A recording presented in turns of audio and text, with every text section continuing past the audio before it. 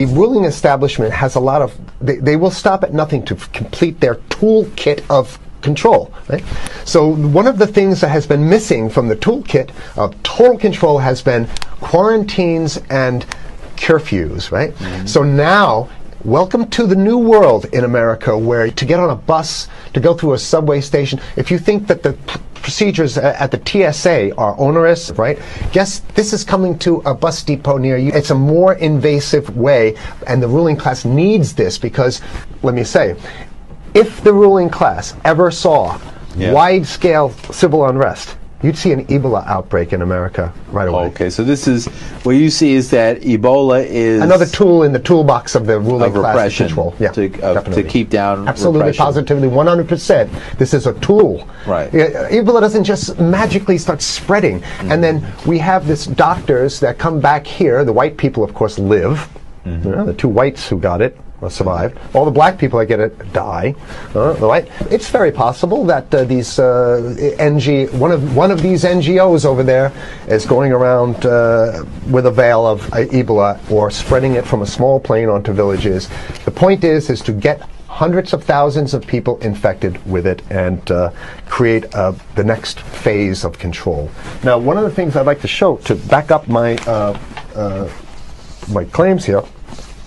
Here's a document from the Rockefeller Foundation.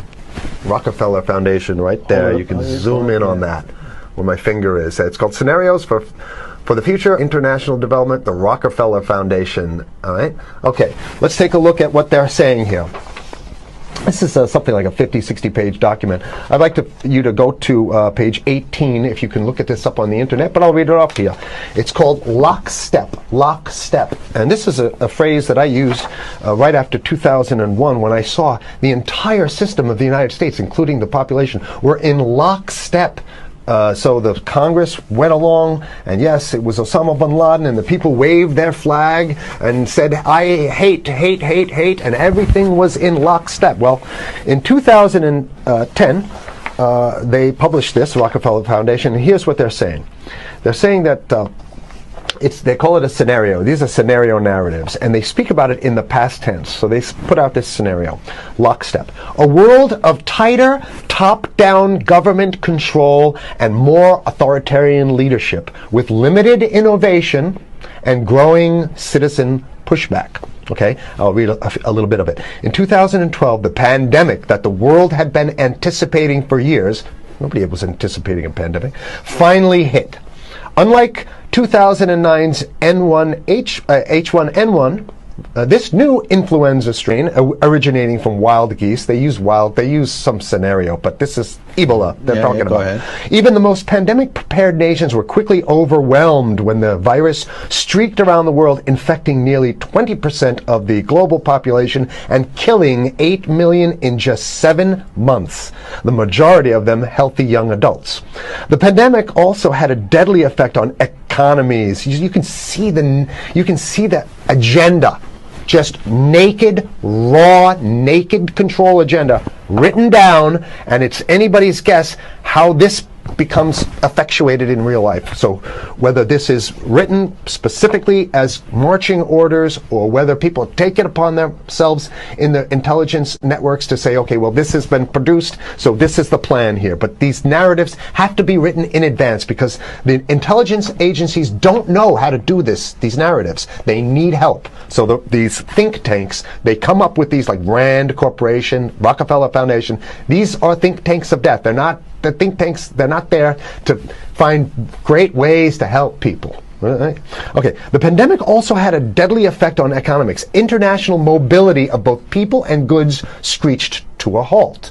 Which is what they want. They want a completely isolated world, right? Debilitating industries like tourism and breaking global supply chains. Well, of course they want tourism stopped because they're not in the tourism business. And they want you at home in your house in front of the TV. Then they got you. Because once you watch the TV, they own your soul. Even locally. Wait a second, we're on television. I mean commercial television, let's say. national. Even locally, normally bustling shops and offices sat empty for months. Okay, so I love how they talk about it in the past tense in 2010. Right?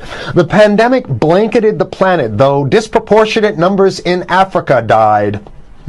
Southeast Asia and Central America, where the virus spread like wildfire. It sounds like the opening monologue of a disaster movie, right? Exactly. Now listen to, here's the good stuff now. But even in developed countries, containment was a challenge. Now here's this one. I love this one.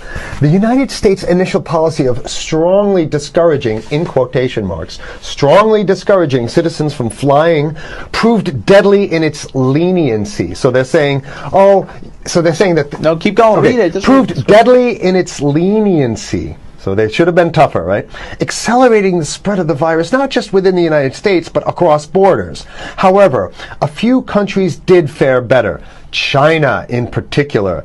The Chinese government's quick imposition and enforcement of mandatory quarantine for all citizens, as well as its instant and near hermetic sealing off of all borders, saved millions of lives, stopping the spread of virus far earlier than in other countries. So the message is here is we have to look towards the Chinese, the oppressive totalitarian Chinese regime as an example of what we need to be doing here. And of course, the ruling class here loves the Chinese regime because they have demonstrated to the ruling class the most efficient form of capitalism, which is authoritarian capitalism. So we have capitalism, but unfortunately we have this veil. I get it. We have this veil of democracy. This is very interesting. This is continue on. Okay. China's government was not the only one that took extreme measures to protect its citizens from risk and exposure. During the pandemic, national leaders around the world flexed their muscles, flexed their authority, and imposed airtight rules and restrictions. You can see the agenda. Go. Okay. From the mandatory wearing of face masks to body temperature checks at the entries to communal spaces like that's what's happening right now. Yeah, but soon it's going to be like body. It'll be at the subway. Yeah, is that what you're saying? We'll be going through this in the subway to get on buses and the subway, absolutely, things positively. like that. And what this means though is don't think about having a cigarette, a joint on you, or basically you can't.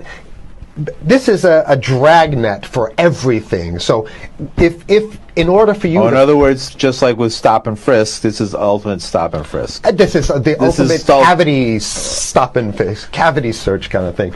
All right, so during the pandemic, national leaders around the world flex their authority. Now there's some good stuff. Listen to this.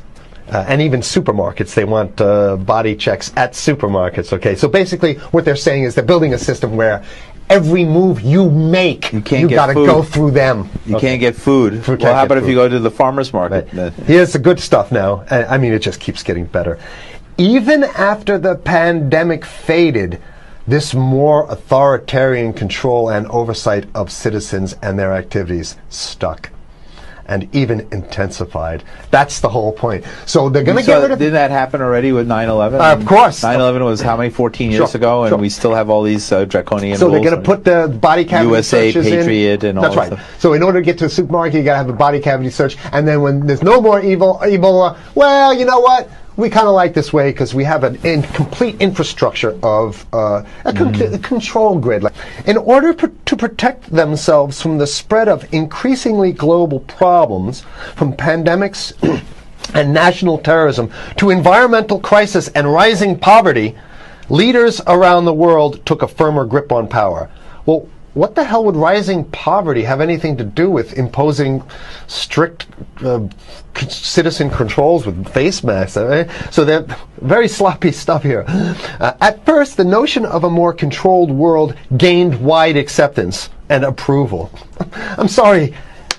Nobody likes this stuff. They're just saying it.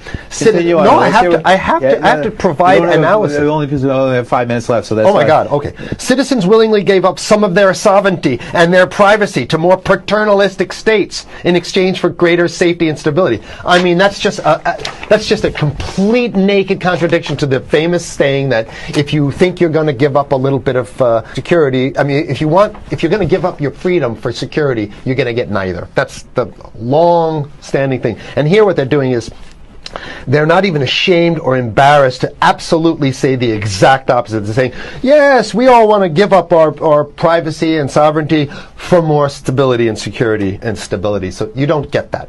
When you give it up like that, you get the shaft. Can you show us the cover again of what you were just reading? One more time, and then I have two more documents. Right, this is what we were reading here, and just zoom in a little bit so folks can see it. He'll zoom in. Don't worry, you can relax. And scenarios for the future of technology and international development. Okay. Now I have two more documents. Keep it zoomed. We have the National Security Memorandum of December 10th, 1974. This is Henry Kissinger's brainchild. The National Security Memorandum number 200. You can look that up on your internet. I'll summarize it. He says that there's too many people, we got to get rid of the population. So to answer your question. From earlier. Yeah, he says, he used the word depopulation, which is different. Depopulation means killing people that already exist, and it's to get the minerals, because we need the minerals. And here's another one. The CDC has a patent on Ebola. They patented it. Yeah? Right. So basically, if you want to get a cure for your Ebola, it says it right up here, right? It says human Ebola virus species and compositions and methods thereof, and it's a patent. It's a patent. They patented the main strain plus something like 17 other strains of it. So they own it now, and I don't know how exactly you can own that, but apparently they've done the same thing. Yeah, I didn't think you could own a natural. Yeah, you can. I guess the main thing to finish off this show is this: that they want to get more control, more and it's going to be curfews and quarantines. So what I'm saying is that unless the American people start to get some new way to revolt, a new way to organize, new way to protest, unless we can break through the apathy, because that's what we have here, then it's going to be a slave state here. The ruling class doesn't seem to have too much resistance. They're getting everything on their Christmas shopping list, and they've been wanting quarantines and curfews for a long time. Now they got it.